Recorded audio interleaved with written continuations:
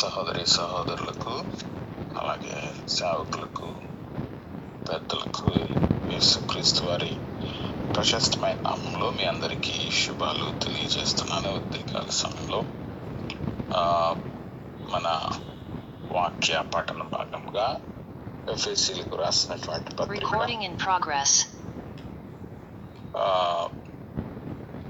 ఎఫెసీయులకు రాసిన పత్రిక 3వ అధ్యాయం 14వ వచనం నుంచి 16వ వచనం వరకు చూద్దాం.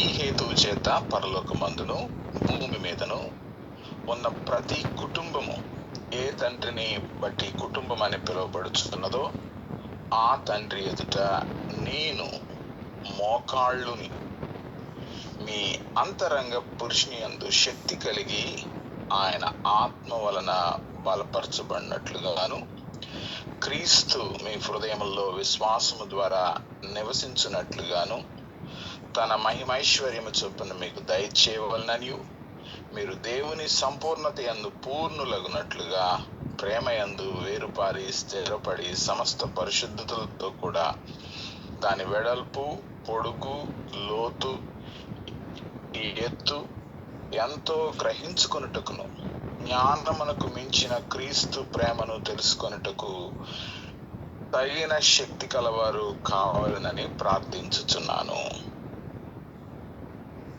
మహోన్నతుడా, సర్వశక్తిమంతుడా, మీకు వందనాలు. ఉదయకాల సమయంలో మీరు మాకు ఇచ్చినటువంటి ప్రాతకాల ధ్యాన సమయాన్ని బట్టి మీకు వందనాలు చెల్లిస్తూ, ప్రభువా, నీ యొక్క సత్యవాక్కులను నాయన మీరు మాకు ఇచ్చినటువంటి నీ కట్టడలను, నీ ఆజ్ఞలను, నీ విలువైనటువంటి ఆత్మీయమైనటువంటి సత్యాలను మేము ధ్యానించాలని ఉదయకాల సమయంలో నీ సన్నిధికి చేరి ఉండగా మీ మాటలను మాకు అనుగ్రహించండి. మాట్లాడుచున్న నేను అయోగ్యుడని మీ సన్నిధిలో ఒప్పుకుంటూ మా హృదయ తలంపులు, మా మాటలు, మా ధ్యానాలు ప్రభువా మీకు అంగీకార యోగ్యంగా ఉండడానికి సహాయం చేయమని యేసు దివ్య నామమున అడిగి వేడుకొంచున్నాము తండ్రి, ఆమేన్. ఈ ఉదయకాల సమయంలో ఇక్కడ చదవబడినటువంటి వాక్య భాగాన్ని మనం చూసినట్లయితే, ఈ ప్రార్థన, ఈ ధ్యానం పౌలు చేసినటువంటి ప్రార్థనని మనం చూస్తూ ఉన్నాం. ప్రస్తుతం ఉన్నటువంటి ప్రపంచం మనం చూసినట్లయితే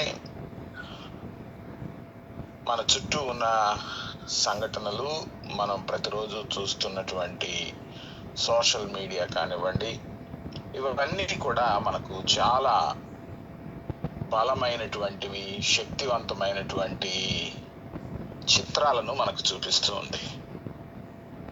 అవి మనుషులే కానివ్వండి, భవంతులే కానివ్వండి, కారులే కానివ్వండి, లేకపోతే రాజకీయ రంగము కానివ్వండి, ఇవన్నీ కూడా వారి బలాన్ని ప్రదర్శిస్తూ ఉన్నాయి.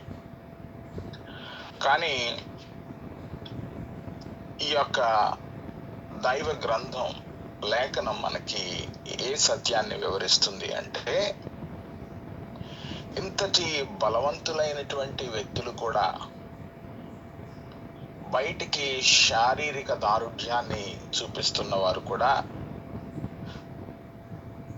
అంతరంగంగా వారు చాలా బలహీనంగా ఉన్నారు అన్న సంగతి చాలా స్పష్టంగా మనకు లేఖనం వివరిస్తుంది. చూడండి, బయటికి చాలా బలంగా కనిపిస్తున్నటువంటి వారు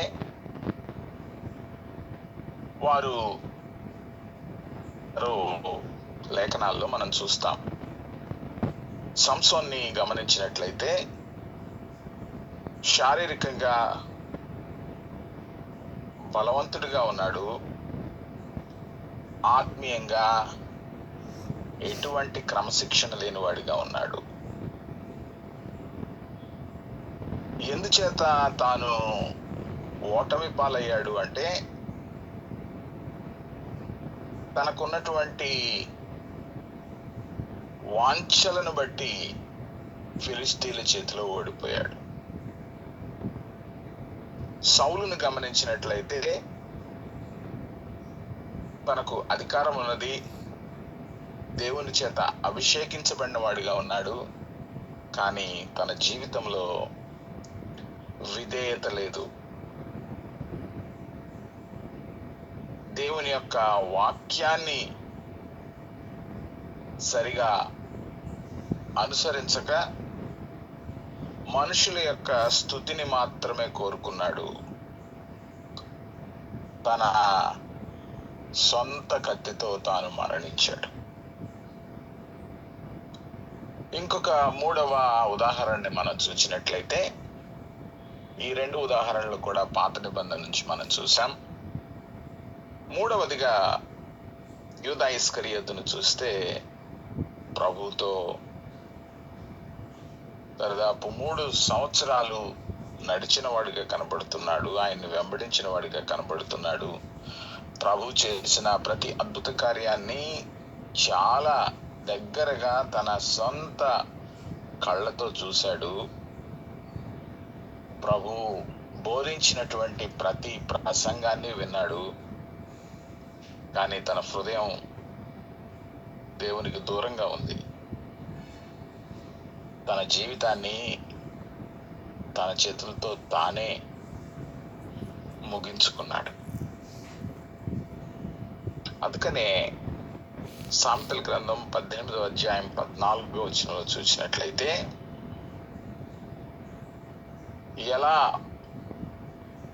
ఎలాంటి హృదయం అక్కడ మనకు కనబడుతుందో ఒకసారి చూద్దాం.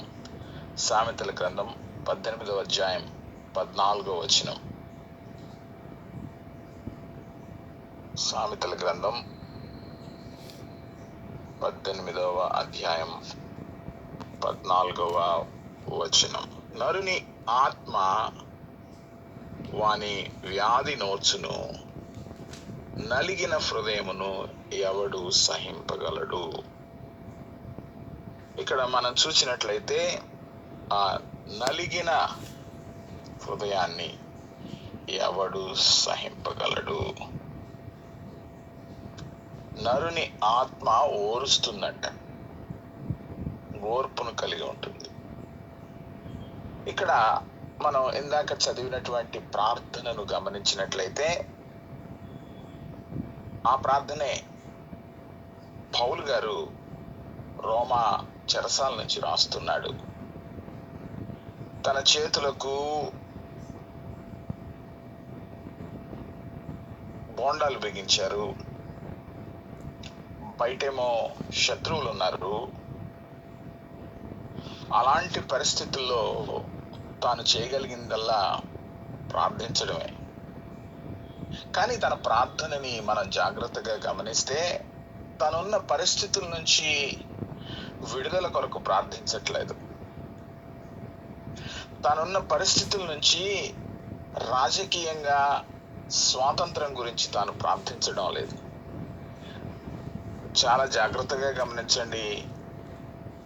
ఆయన మోకాళ్ళుని ప్రార్థిస్తూ ఉన్నాడు.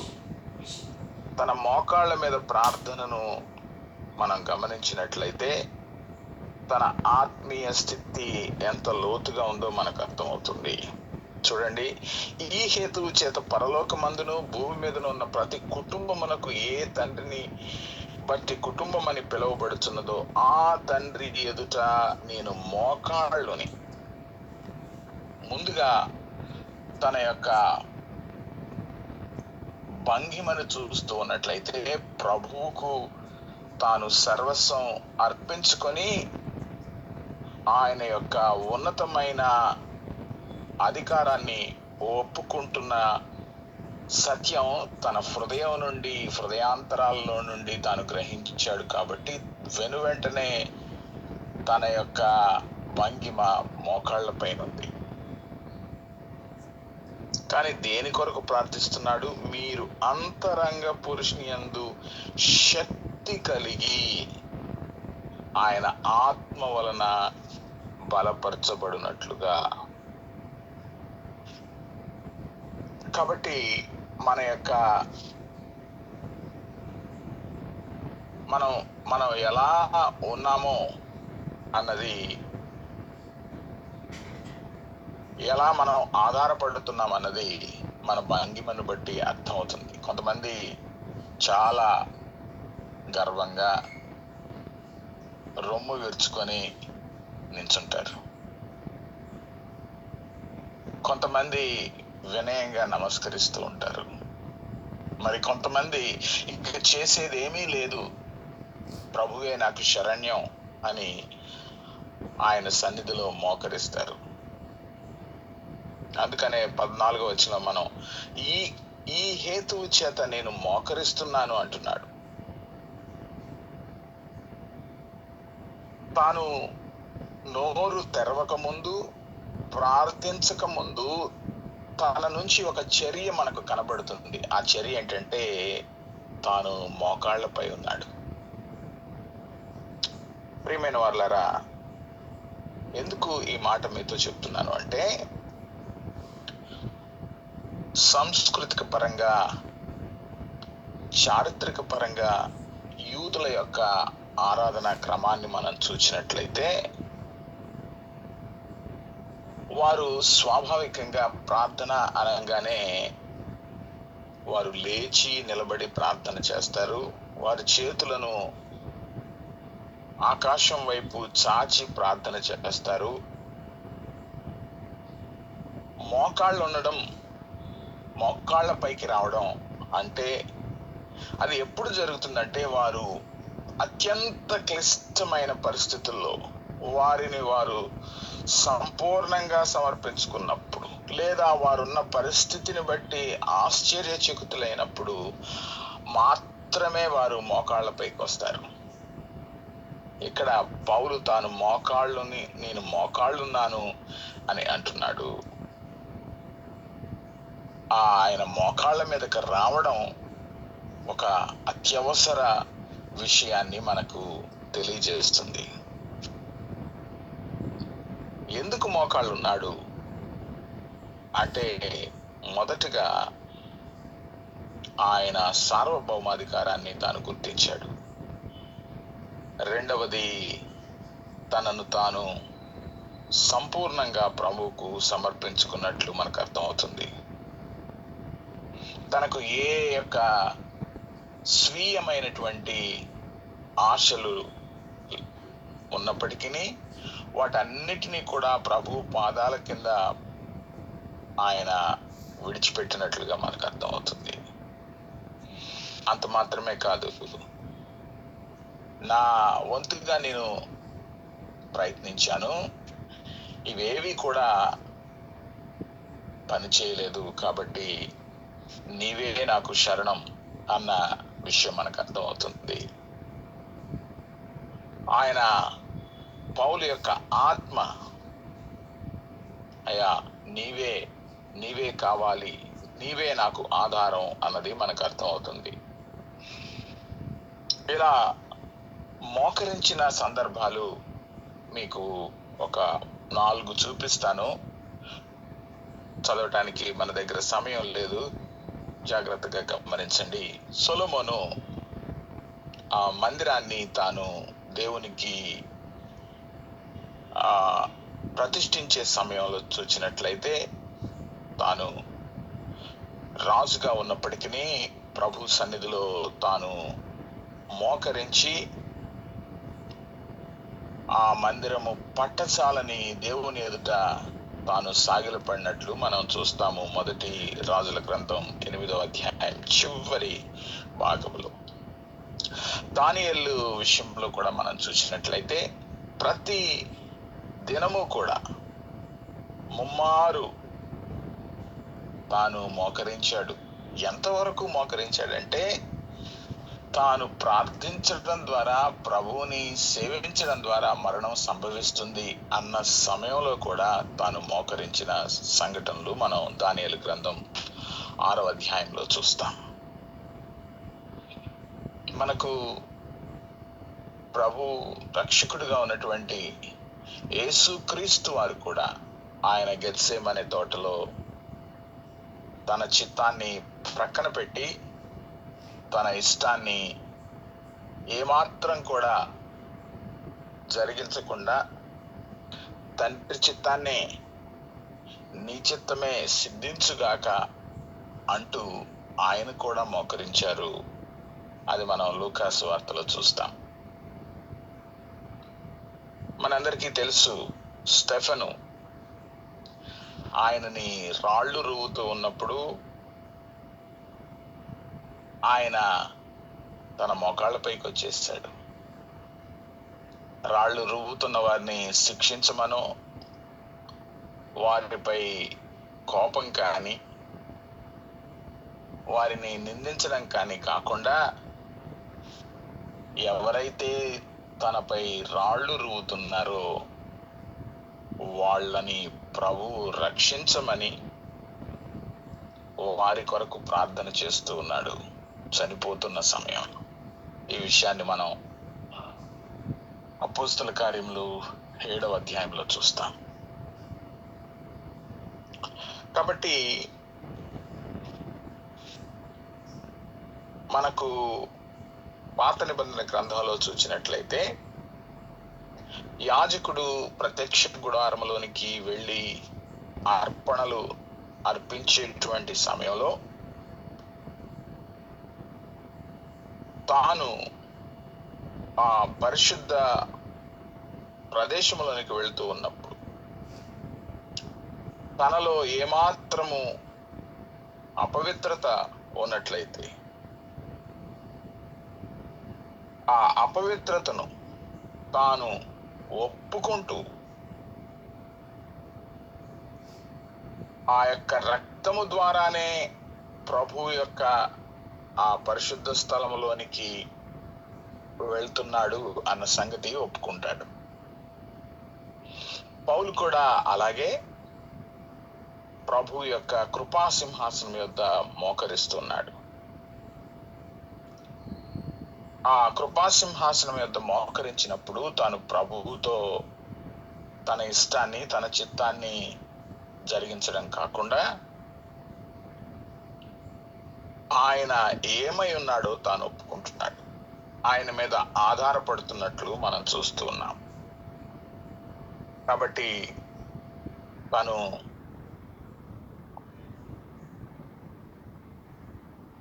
ధనము కొరకు ప్రార్థన చేయడం లేదు, శారీరక స్వస్థత కొరకు ప్రార్థన చేయడం లేదు, తాను ఉన్నటువంటి బందీగా ఉన్న పరిస్థితి నుంచి పరిస్థితులు మారాలి, నాకు విడుదల కావాలి అని కూడా ప్రార్థన చేయడం లేదు. తన యొక్క ప్రాథమిక ప్రార్థన, తాను అడుగుతున్నటువంటి నివేదన ఏంటంటే, అంతరంగముగా తాను శక్తిని పొందాలి. చూడండి, మన తెలుగు బైబిల్లో కూడా ఆ మాట మనం చూసినట్లయితే, శక్తి కలిగిన ఆయన ఆత్మ వలన బలపరచబడినట్లుగాను అంతరంగములు, అంతరంగ పురుషుని యందు. చూడండి, కాబట్టి మనం ఇక్కడ చూసినట్లయితే ఈ యొక్క అంతరంగములో మనము శక్తిని పొందవలసిన వారమై ఉన్నాం. అందుచేతనే యెషయా గ్రంథము 40వ అధ్యాయం 31వ వచనంలో చూస్తాము, యెహోవా కొరకు ఎదురు చూచువారు నూతన బలమును పొందుదురు. ఇంగ్లీష్లో చాలా చక్కగా ఉంది, రెన్యూ దేర్ స్ట్రెంగ్త్. ఈ బలం ప్రభు కొరకు ఎదురు చూస్తూ ఉన్నప్పుడు జరిగేటువంటి ఆశ్చర్యకరమైనటువంటి సంగతి. వారు రెక్కలు చాచి పైకి ఎగురుతారు, వారు అలయక పరిగెత్తుతారు, సొమ్మసిల్లక నడిచిపోతారు. మనందరికీ తెలుసు, సంసోను ఏ రీతిగా ఆ యొక్క గాజా యొక్క గౌనులను తాను తుత్తునీలు చేశాడో, ఎలా సింహాన్ని తాను చంపాడో ఒట్టి చేతులతో, అనేక మంది సైనికులను గాడిద దవడతో తాను హతమార్చాడు. కానీ అనేక మంది గుర్తించని సంగతి ఏంటంటే, సంసోనుకున్నటువంటి బలము అది శారీరక బలం కాదు. మనం వాక్యాన్ని తేటగా చూచినట్లయితే, ప్రభువు యొక్క ఆత్మ తన మీద ఉన్నది అన్న మాటను పదే పదే చూస్తాం. తనకున్నటువంటి పొడవైన జుట్టులో లేదు ఆ బలం, కానీ తాను నాజీరు చేయబడినటువంటి ఆ వాగ్దానంలో ఉంది ఆ బలం. తనను తాను ప్రభువు కొరకు ప్రతిష్ఠించుకొనడంలో ఉంది ఆ బలం. ఎప్పుడైతే దలీలా తన యొక్క జుట్టును కత్తిరించిందో, తన బలాన్ని తాను కత్తిరించలేదు, తన యొక్క ప్రతిష్ఠితని కత్తిరించింది. కానీ చివరిగా ఫిలిస్తీయులు తన మీదకు వచ్చినప్పుడు ఆ మాటని మనం చూస్తాము. న్యాయాధిపతుల గ్రంథము 16వ అధ్యాయం 20వ వచనంలో చూసినట్లయితే, అక్కడ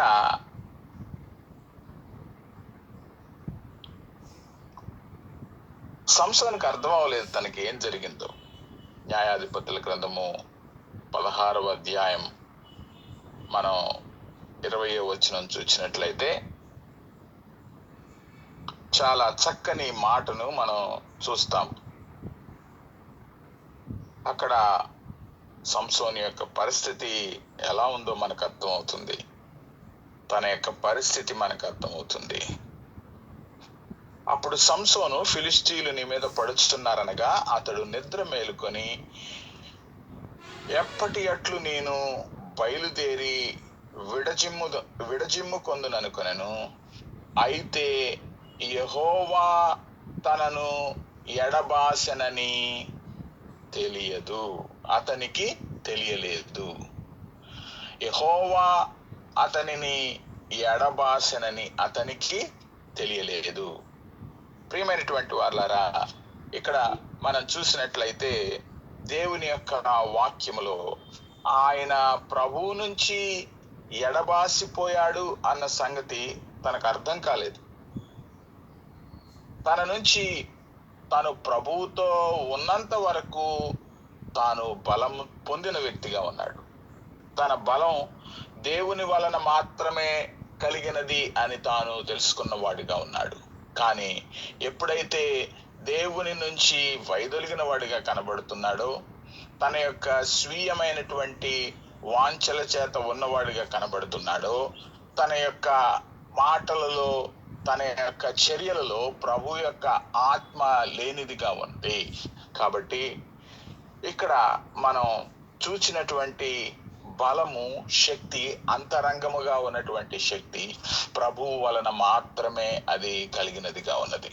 ప్రియమైనటువంటి వాళ్ళరా, ఇక్కడ మనం చూసినట్లయితే ఈ యొక్క సంసోను యొక్క బలము, సంసోను యొక్క ఈ బలమంతటిలో కూడా దేవుని యొక్క ఆత్మ వలన మాత్రమే తాను ఈ కార్యాలను చేయగలిగినాడని మనము అర్థం చేసుకుంటాం. ఈ యొక్క సత్యాన్ని మనం ఆధారం చేసుకొని మనల్ని మనం ప్రశ్నించుకోవలసినటువంటి ప్రశ్న ఏంటంటే, దేవుని యొక్క ఆత్మ, దేవుడిచ్చినటువంటి ఈ యొక్క ఆత్మీయమైనటువంటి తలాంతులను మనము ఏ రీతిగా కలిగి ఉన్నాము, ఎవరి మీద ఆధారపడ్డాము, లేదా మనము ఎక్కడైనా దేవుని దుఃఖపరిచే వారిగా ఉన్నామా, ఆయన ఆత్మను దుఃఖపరిచే వారిగా ఉన్నామా అన్నది మనం ప్రశ్నించుకోవాలి. ఇక్కడ 17వ వచనంలో మనం చూసినట్లయితే, ఇక్కడ ప్రభు యొక్క ఆత్మ, ఆయన యొక్క శక్తి మనలో విశ్వాసము ద్వారా అది వృద్ధి చెందుతుంది అన్న సత్యాన్ని మనం చూస్తూ ఉన్నాము.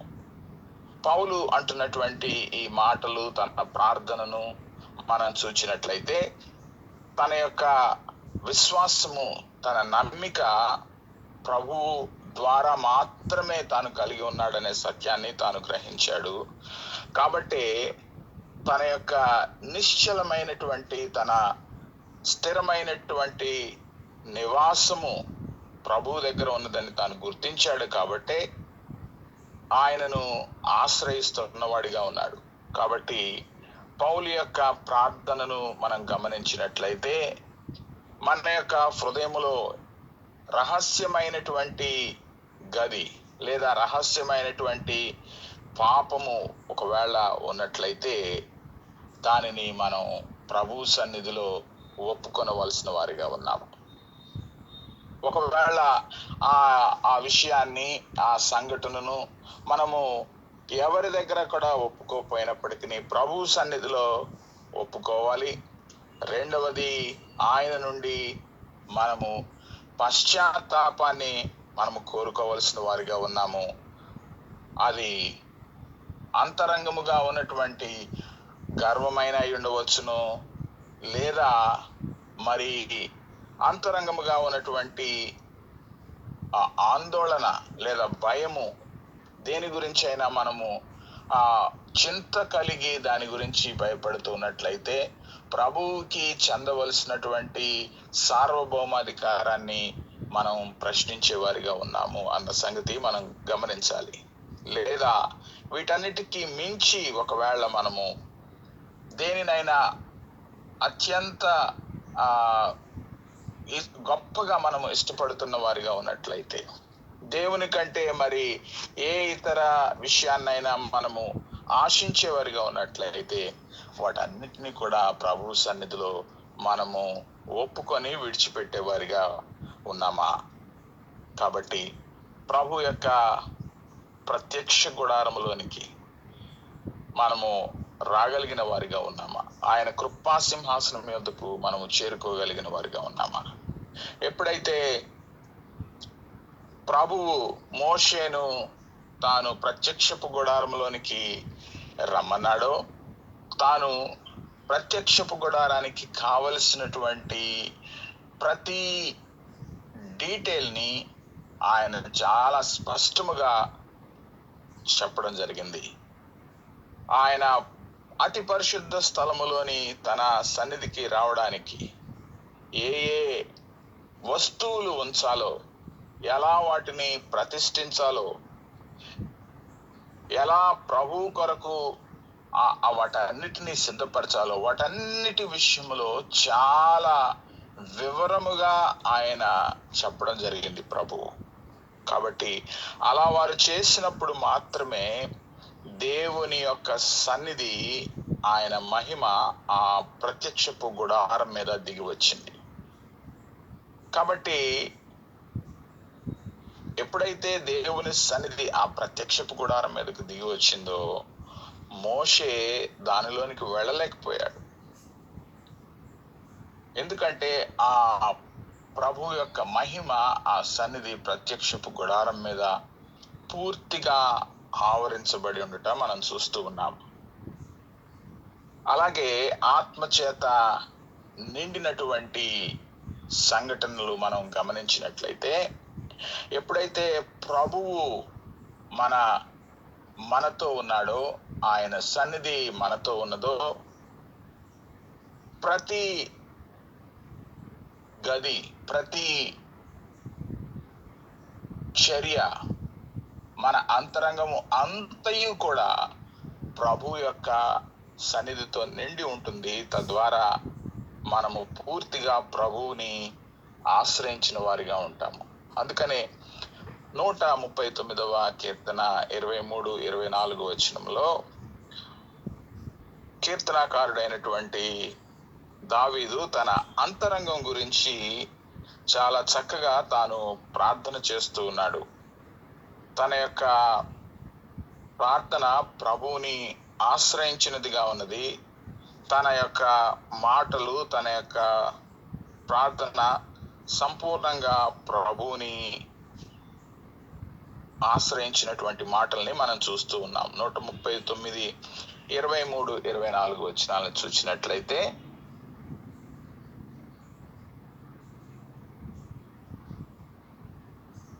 23-24 చూడండి. దేవా, నన్ను పరిశోధించి నా హృదయమును తెలుసుకొనుము, నన్ను పరీక్షించి నా ఆలోచనలు తెలుసుకొనుము. నీకు ఆయాసకరమైన మార్గము నా యందున్నదేమో చూడుము, నిత్య మార్గమున నన్ను నడిపింపుము. ఇక్కడ మనకు దావీదు యొక్క ప్రార్థనలో 3 సంఘటనలు చూస్తున్నాం. ఒకటి, ప్రభువుకి తాను అప్పగించుకున్నవాడిగా కనబడుతున్నాడు. రెండవది, తన హృదయాన్ని ప్రభు సన్నిధిలో సంపూర్ణంగా సమర్పించి దాని విషయంలో ప్రభువు యొక్క చర్యను కోరుకుంటున్నాడు. మూడవది, తన ఆలోచనలు అన్నిటిని విషయంలో కూడా తాను